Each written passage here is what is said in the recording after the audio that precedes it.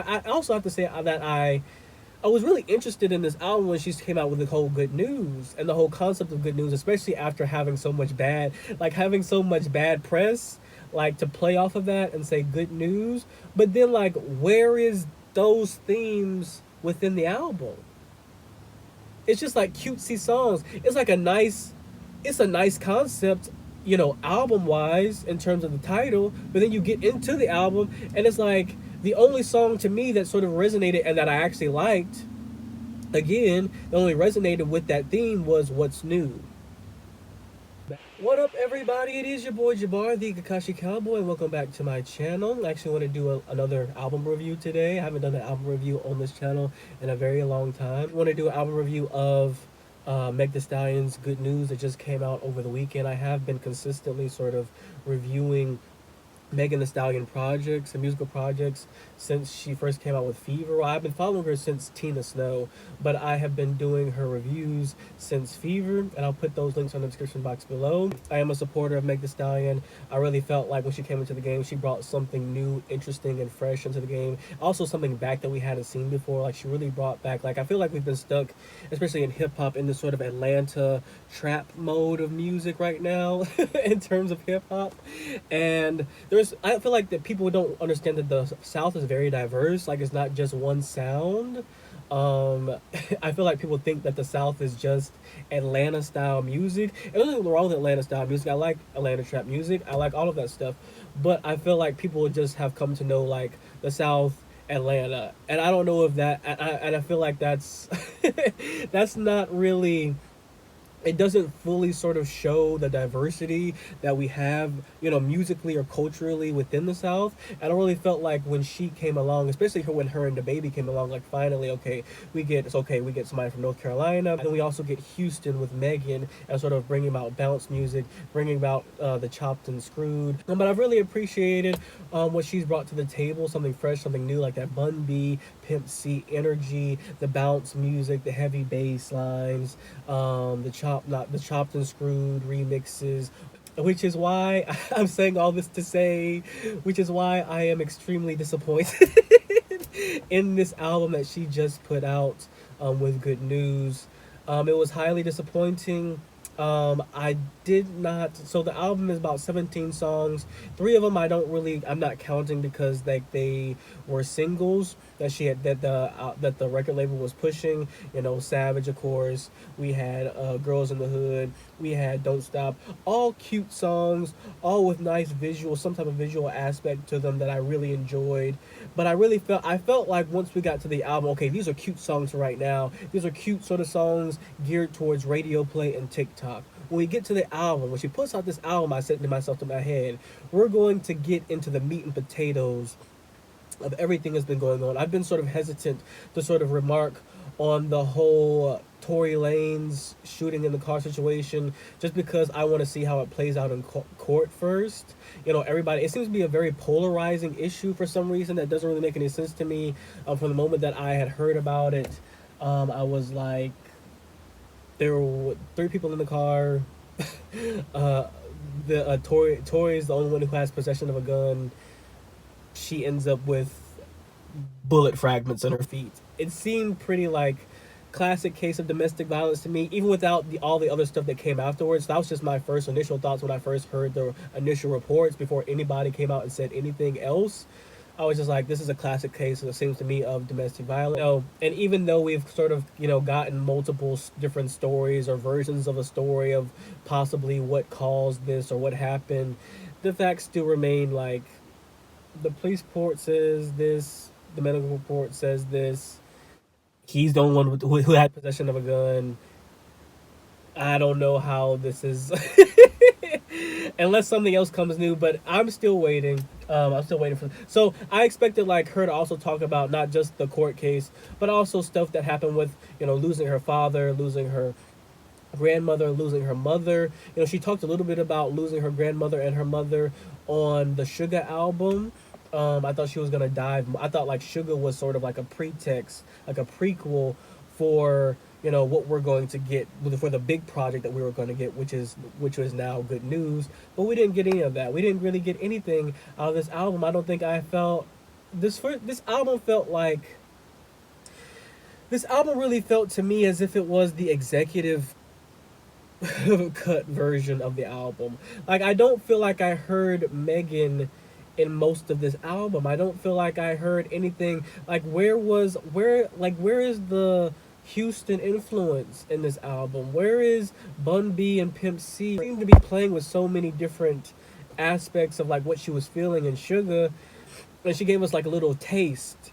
And I sort of wanted more of a more. I wanted the whole meal when it came time to Good News, and this just felt like more of like, no, we're going for more TikTok singles that people can sort of blow up on TikTok, do dance moves to, and sort of make memes out of.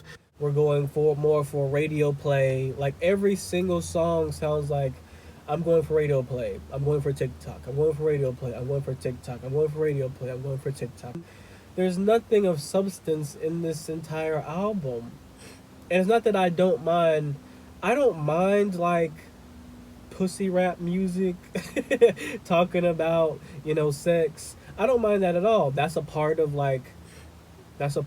even Southern culture, Southern hip hop culture itself, rap culture within itself, but also a huge part of Southern culture, talking explicitly about sex, sexual acts. And I get some of that in like What's New, and I get some of that in like, what's the other one? Work That. I like those two songs. Those two songs seem to be more rooted in like Southern roots, Southern hip hop roots. They have like the big bounce, like sort of sound to them. Also, Body. I didn't like Body when I first heard it, but then when I saw the video, I was like, okay, it works. Like the aesthetics for that video were great. I thought they were good. But the song doesn't necessarily, and like the yada yada yada yada yada yada yada. Like it's catchy, but it's also kind of, it gets a little bit annoying, even though she is really rapping. Like, what did she say? Saucy like a barbecue, but you ain't get your baby back, something like that. Like, okay, she's snapping on it, but it's like those three songs, they sort of give me that type of feel.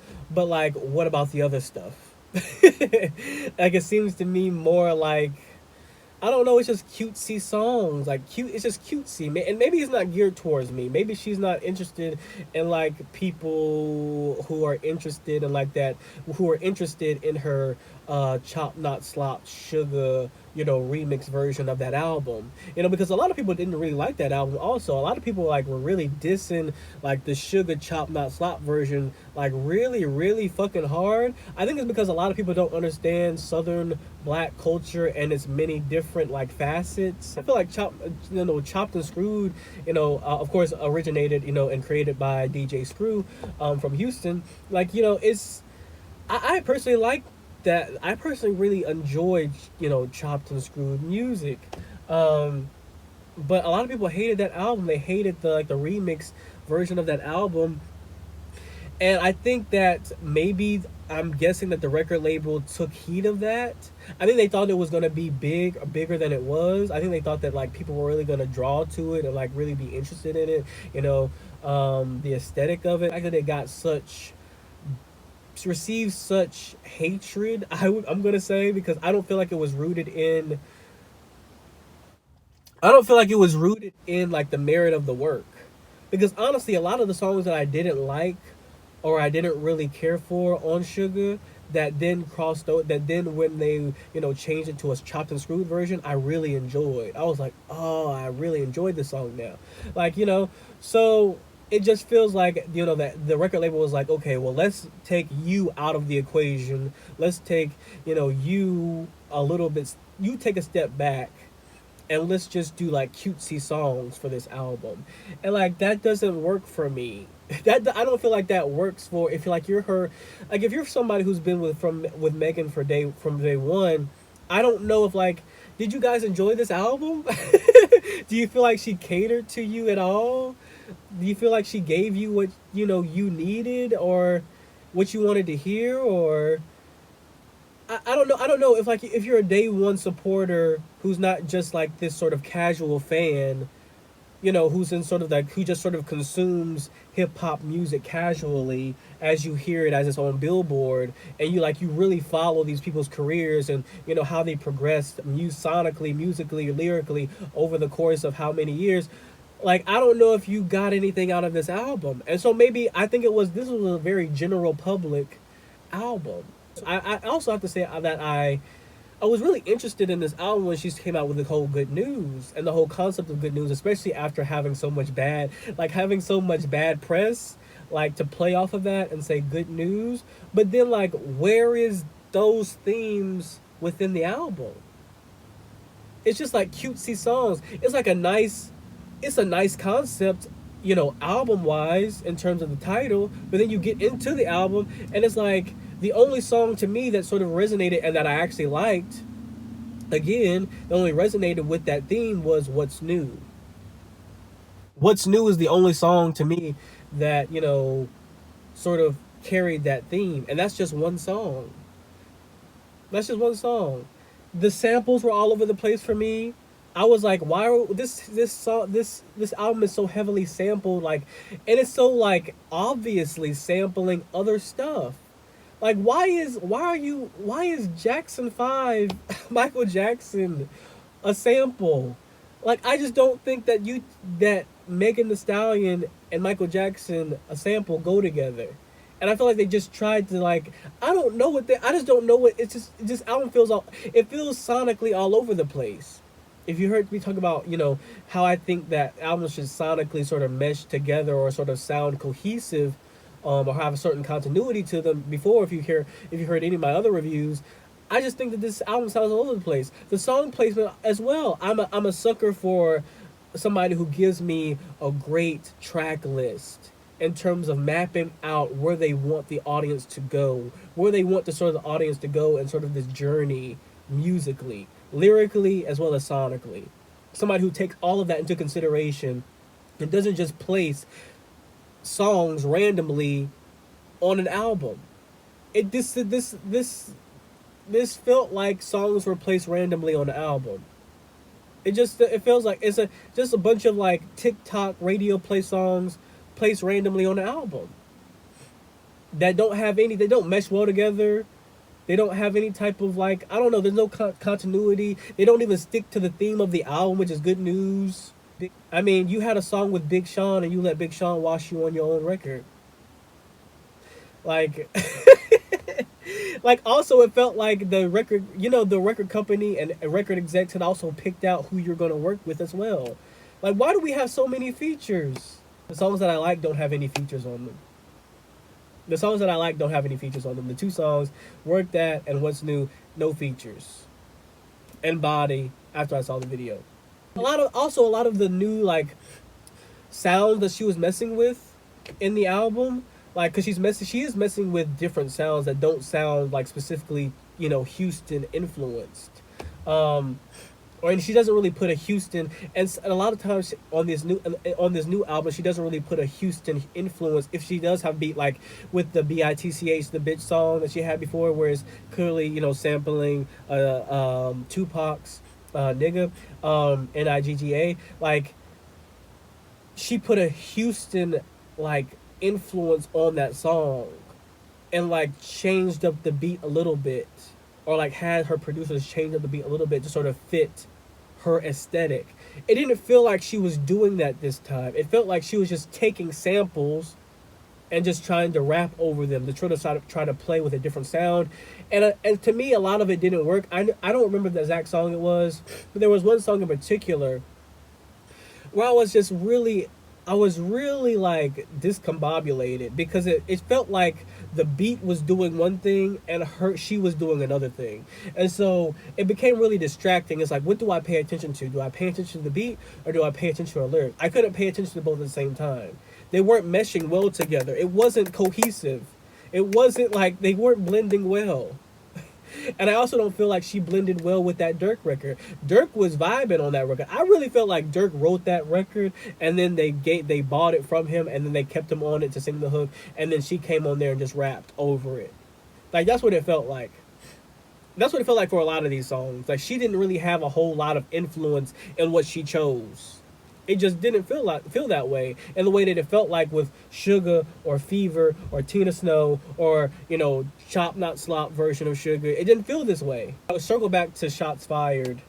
So shots fired. I want to talk about this last because this is the diss track, of course. The Tory Lanez putting out that album, trying to capitalize off of the situation that happened, um, and I feel like it's not the flex that a lot of Megan's stands are gonna say it is.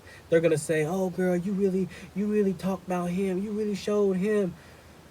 I think it was, I think it was a misstep to go after your ex best friend Kelsey the way that she did. You kind of admitted that the rumor that the reason why y'all all fell out that night is because y'all were both fucking Tory Lanez. Because she says in the song, like, and she uses the beat, Who Shot You by Biggie. Um, and she says in the song, like, you're sort of the small dish. You come behind me type of thing. Which sort of then translate to me as a metaphor in terms of you're the side chick. I didn't come behind you because you remember there was all these rumors and reports about how Kelsey, I guess, was, her friend Kelsey was the one who was messing around with Tory first, and then Megan came behind and was messing around with, then started messing around with Tory after, and it just like to me that was a confirmation that y'all were both messing with him, and that's why y'all all fell out. People can disagree in the comments below. I would love to hear other people's interpretation of those lyrics, but to me that is a confirmation that the reason why they all fell out and the sort of the sort of essence of that entire situation was around the fact that they were both messing with the same dude. That was a misstep because you confirmed that rumor. Also, like, it sort of is contrary or contradictory to your brand that you've built so far. I've listened to Megan for a while now. She's talked about, I run these niggas, I pimp these niggas out. He say he a dog, I'm gonna treat him like a pet. I'm playing chess with these niggas. I won them and done them and all that sort of stuff. When you confirm that the reason why y'all fell out is because y'all are both messing with the same dude because he both played y'all for a fool, that is contradictory to your brand that you run these niggas. So I would have personally just you have admitted, like, you got the best of me, but I'm gonna see you next time or something like that. Like, I would have liked her to go from that route, and not even address Kelsey. Like, I feel like that was slim pickings. I feel like that was punching down. So you talk about Tory Lanez. After you also talk about Tory Lanez, after you sort of confirm this, the rumors, kind of to me anyway, you talk about Tory Lanez being short, being broke, being ugly, but like, you just confirmed that you let him fuck though, like you let him hit though, so it's just kind of like, okay, he's ugly, he's short, he's broke, but you was still laying down with him. That's not a flex. These are not good disses. Like, this is not a good diss track. I know she sounds good over the beat, but like, that's about it. Like, this is not like not one time did I go ooh ooh ooh, like it just wasn't that. Like, this wasn't, she really hurt his feelings. I don't know what's going on with Megan, but I just think that I don't agree with that. I don't agree with that move, and I feel like she has too many yes men around her, telling her yes all the time, feeding her ego and not really telling her the truth. Another thing I don't like about this rollout is the fact that a lot of this rollout is based off of, or is on the backs of, this slogan. I know I'm gonna probably get in trouble for this, but it's based off the backs of the slogan of protect black women, and she's been talking about Breonna Taylor and how, sort of relating herself to Breonna Taylor, and I really haven't liked that. Personally, I felt like this is a very corporate, capitalist backed project. I don't think she's doing it on purpose. I don't think she's doing it to like be malicious, but in a way it's taking away, like, she's overshadowing to me the case. Like, she's trying to like use the death of this other black woman to sort of sell a product, and that is not first of all, the focus should be on the death of this black woman and getting justice for the death of this black woman named Breonna Taylor. No corporatism, capitalism, vulture capitalist venture of trying to sell people a product, that should not come into this realm. of when trying to get justice for Breonna Taylor, and her using the image of this black woman and trying to relate herself to this black woman so then she can sell a product. I just don't like it. I don't like it. Activism should stay activism. Corporatism should stay corporatism. But the two should never mesh, where then you are using, the tragedy of this black woman to sort of sell products. I just don't think that that's right. And she's been doing this for a while now. I'm getting really tired of the Malcolm X quotes of that people are just using willy-nilly. Everybody's using this quote. I'm so sick of niggas using this quote but not being... I'm so sick of people using the emblems of revolutionary people, the images, the energy of revolutionary people, but they're not being revolutionary. A lot of you niggas would not have stood with Malcolm X if he were still alive. That is just the truth. Y'all would have not... Most black people were not down with Malcolm.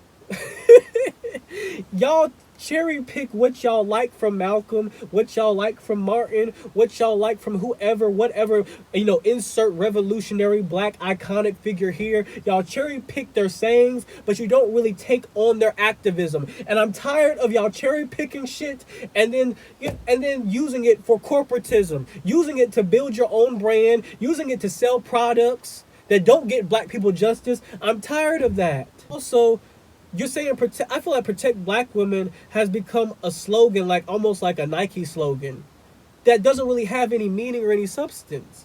It's just like, just do it. Just do what? Protect black women how? Talk about the specifics. Talk about the fact that black women are more likely to, face evictions. Talk about, health care. Talk about stuff. She doesn't talk about any of that, but she uses this language of activism to sort of sell a product, and I don't like it. Also, you went after another black woman on your song Shots Fired when both of y'all could have been victimized that night. It was very possible that both of y'all could have got shot that night by this man who was clearly, I don't know if he was strung out on drugs, out of his fucking mind. I don't know what y'all were doing in the car. None of y'all are really telling us the whole truth. But like, she was also in danger herself.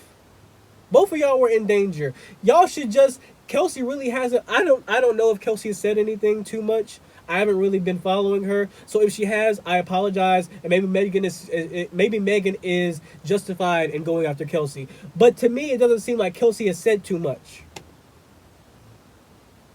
It doesn't seem like she has really went for the jugular. If she has went for the jugular, please let me know.